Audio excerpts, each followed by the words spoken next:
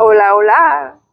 Dans cet nouvel épisode de podcast, on est enfin rendu à cette tranche de vie de nomade que j'avais donc bien hâte de te raconter. Donc, dans les prochains épisodes, je vais te parler de plusieurs segments de cette vie de nomadisme. Mais pour que tu vois la transformation, fallait que je te montre d'où je pars, le processus pour en arriver à aujourd'hui. Donc, dans le dernier épisode, je t'ai parlé du pourquoi. J'ai eu envie de faire ce 360-là. On s'est quitté en te racontant mon dernier move de barrer la porte de la maison pour la dernière fois, aller chez le notaire, en Wego, on embarque dans le pick-up et on part. À ce moment-là, quelle excitation est-ce qu'on avait? Mais il y avait aussi un stress parce que si on recule à cette époque-là, comme je t'ai déjà dit, on n'était pas vaccinés. On n'avait aucune idée si on allait être capable de traverser les lignes. Donc, ça aurait été une possibilité qu'on fasse tout ça, qu'on arrive aux lignes et qu'on se refasse revirer de bord. Mais, comme je t'ai dit dans certains épisodes, je me répète souvent, dans ce temps-là aussi, que j'avais des anges avec moi, j'avais des guides. J'ai le cul béni, comme on dit. Ben, je me disais, tout a tellement bien été que ça se peut pas que ça revire en queue de poisson, là. Tout a tellement bien été dans ce processus-là que c'est certain qu'on n'aura pas de complications et qu'on va traverser. Et comme de fait, c'est ce qui s'est passé. Fait que là, je te parle de soulagement, mais après les lignes, c'était fois 1000. Malgré la fatigue et toutes les émotions qu'on a vécues. Donc, on a roulé 2 jours de temps parce que là, on s'entend qu'à cette période-là de l'année, c'est pas chaud.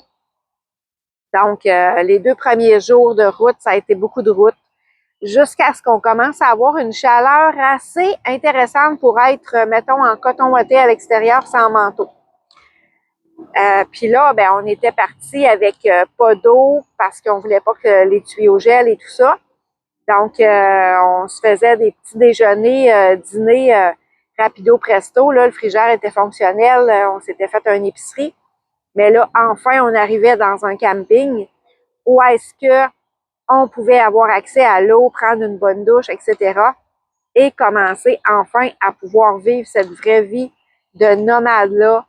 Aller, même si c'était pas chaud, se tremper l'orteil à l'eau parce qu'on avait choisi un premier emplacement qui était Myrtle Beach, où est-ce qu'on commençait à avoir une chaleur assez intéressante pour profiter de l'extérieur. Donc, premier jour, on s'installe, ça va pas plus loin que ça. On fait juste relaxer et se dire, oh yes, ça commence. Donc, le lendemain, petite anecdote, c'est que mon bain n'est pas accessible parce qu'il est rempli de stock. Il est rempli de stock que je veux emmener, que je ne sais pas où mettre, qu'à un moment donné, tu as les 2 yeux dans le même trou, tu ne vois plus rien. Il y a des choses de dernière minute que je ne pouvais pas placer, que j'avais besoin dans la maison. Donc, après une bonne nuit de repos à la chaleur, parce qu'on n'avait pas de chauffage dans les 2 premières nuits, c'était des piles de couvertes qui nous faisaient, qui nous gardaient au chaud durant ces premières nuits-là. Et là, c'est ça. À l'attaque de la dernière section de ménage qui reste à faire pour être capable de tout placer fini final et pouvoir profiter à 100% de la roulotte et de cette nouvelle vie-là, comme je viens de le dire. Donc, à partir de là, tout est rangé, tout est fonctionnel et on commence à regarder sur la map qu'est-ce qu'on a envie de faire, qu'est-ce qu'on a envie de voir parce que j'ai pas voulu me tourner le couteau dans la plaie à vouloir aller voir des choses sans même savoir si j'allais être capable de traverser. Donc, on a arrêté. Puis là, c'était vraiment le principe de on arrête, on prend le temps qu'on a envie, on est reposé, on rembarque dans le pick-up, on regarde notre prochaine destination et on se promène de destination en destination comme ça. chose que je ne t'ai pas parlé, on a décidé de partir avec les motos, comme tu le sais peut-être déjà, mais ça n'a pas été un processus qui s'est fait comme ça, là. Quand je t'ai raconté que les fils se sont touchés, à la base, j'étais tellement pas bien dans ma tête que j'avais juste envie de partir et les premiers moyens du bord allaient être parfaits. Donc, je te rajoute une tranche dans cette vidéo-ci pour t'expliquer ça a été quoi le processus de décision, de choix de l'équipement qu'on allait prendre. Donc, quand l'idée est arrivée, puis qu'on a décidé de faire le move, c'était tellement en simplicité, encore plus volontaire que tout ce que j'avais vécu dans ma vie, que je me disais une petite vanne, un lit, un petit frigidaire, une petite toilette portative, écoute, minimum pour qu'on parte. Puis là, on regarde ça, puis si bol, c'est aussi cher, ou sinon plus, quand tu regardes les petites choses que quand tu regardes une grosse roulotte, mettons. Donc là, à force de brainwasher et tout ça, de demander de se dire, ben écoute, on va y aller avec plus grand. En plus, là, les amis commencent à dire, hey, on va aller vous voir, puis tout ça.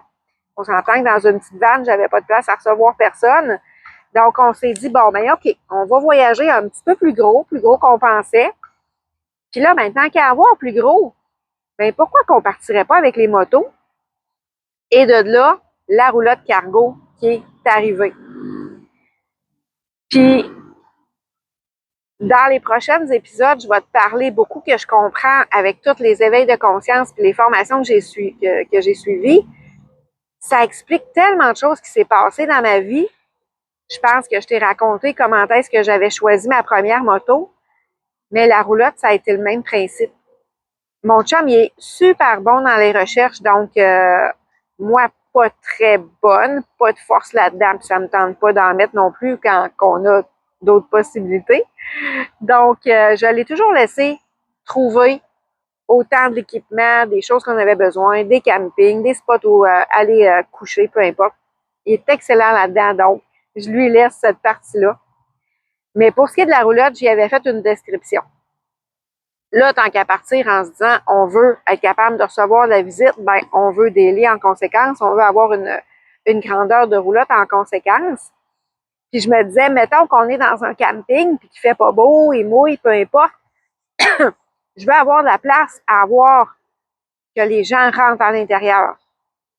Donc, l'idée du cargo, il y en a plusieurs modèles encore là, mais celui-là que je voulais, c'était où est-ce que la section salon et la section garage en même temps. Donc, quand les motos sont pas là, ça devient nos fauteuils qui sont quand même assez longs. Donc, on avait de la place à 6 personnes de s'asseoir, 3 d'un côté, 3 de l'autre. Et quand on rentre les motos, ben là, les fauteuils se basculent le long du mur et là, ça fait de l'espace pour rentrer les motos. Je voulais cette partie-là la plus grande possible. Puis je voulais pas avoir une 40 pieds de roulotte non plus. Donc, j'y avais dit, je veux la chambre la plus petite possible, salle de bain la plus petite possible, cuisine la plus petite possible parce que cuisiner non plus, ça fait pas partie de mes forces. Donc, à un moment donné, il m'en montre là, une puis un autre. Puis à un moment donné, il me montre la roulotte que finalement on a achetée. La chambre était tellement petite, mais je voulais pas non plus coucher sur le divan ou coucher sur la table de cuisine. Là. Ça, j'avais ma limite. Je veux une vraie chambre, un vrai lit. Donc, il me montre ça. Figure un matelas à l'extrémité de la roulotte, à côté après un mur, à côté au fond, et aussi à côté après le troisième mur. Un petit chat dans la gorge qui veut pas me quitter. Donc, là, tu vas me dire, elle n'était pas large ta roulotte, mais je vais y revenir. Donc, ça, c'était la chambre, petite table de nuit. Et à nos pieds, il y avait quand même un espace de rangement. Si on sortait de la chambre, c'était la salle de bain. D'un côté, il y avait une porte, toilette douche. Et de l'autre côté, comme dans le passage, il y avait l'évier avec le petit miroir pharmacie. Et là, quand on sortait de la section salle de bain, il y avait la cuisine, quelques panneaux, pas tant de comptoirs, petit poêle, frigidaire, et là, l'espace, le grand espace salon.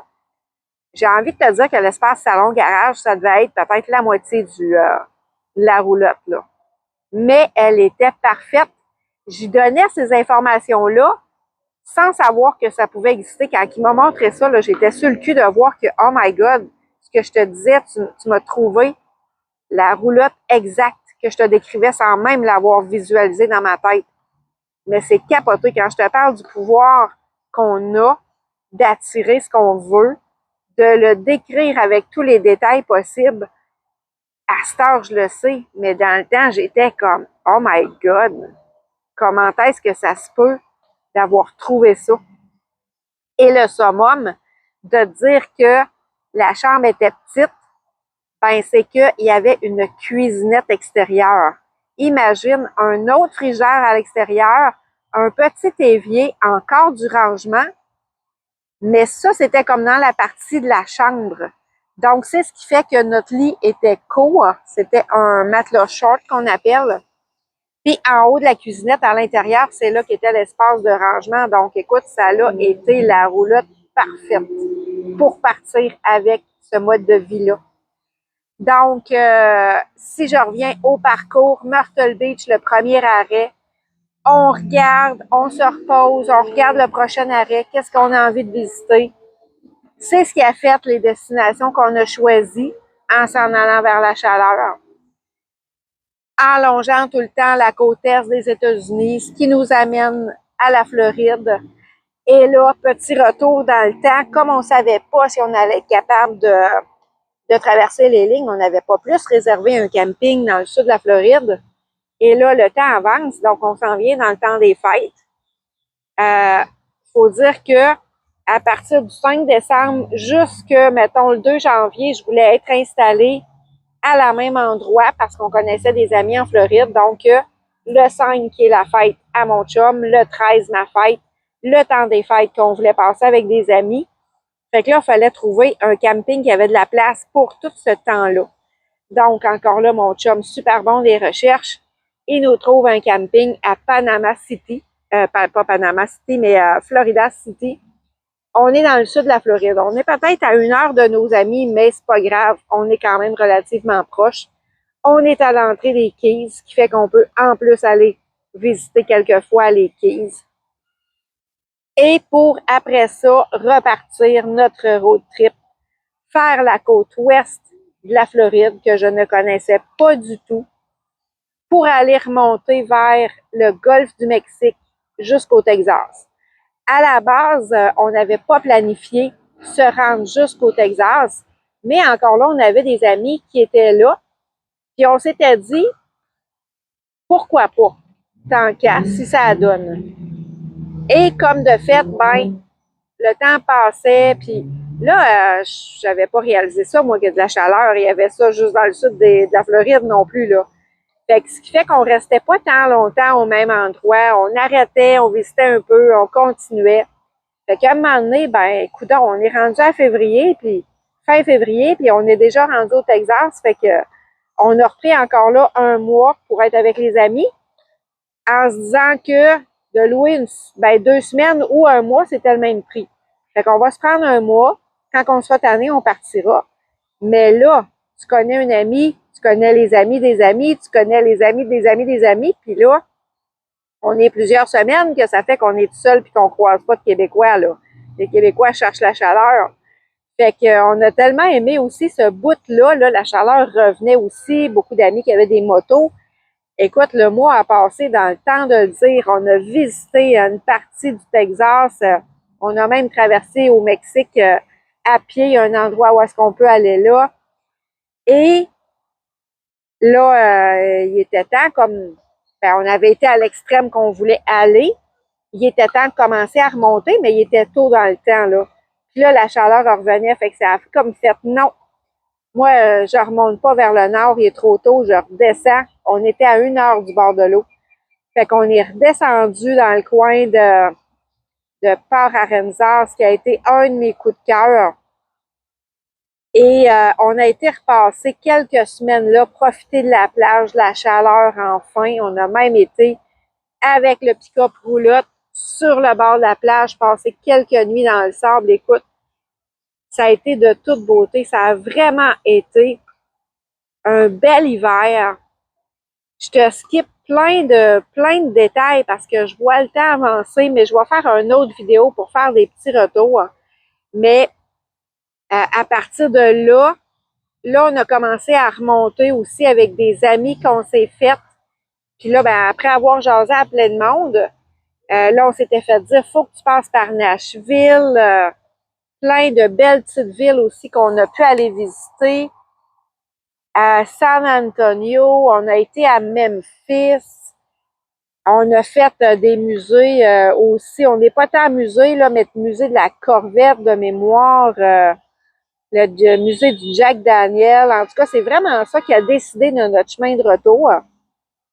Puis, comme on n'entendait plus trop parler de vaccins puis de COVID puis tout ça, ce qui avait été la raison du départ, ben, on a commencé à se dire qu'on va revenir vers le Québec pour aller passer l'été, un jour à la fois, puis on verra à partir de là.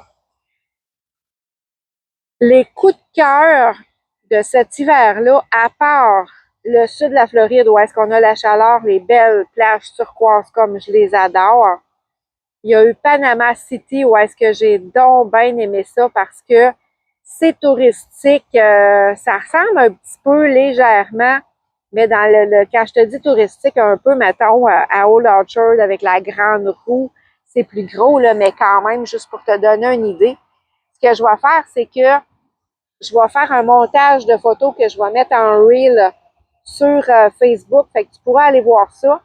Puis si tu me suis sur Facebook aussi, va dans mes albums de photos.